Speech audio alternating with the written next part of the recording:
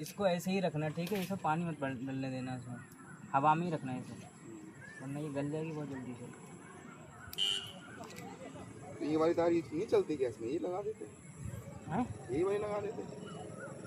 ये वाली वायर तो इसमें स्पीड पे ड्रॉप आएगा। अब ये है कि ये वाली आपकी नई भी वायर लग गई है और आपका इस पर डॉट भी नहीं लगा कि वायर ख़राब हो रही है, क्या हो रहा है। ये आपके बाद में पीसी कनेक्ट करने का काम आ जाएगी बाद में, जब आप कभी भी करेंगे। ये अंदर डाल देना भैया नई वाली वायर। पहले तो निकालनी पड़ेगी।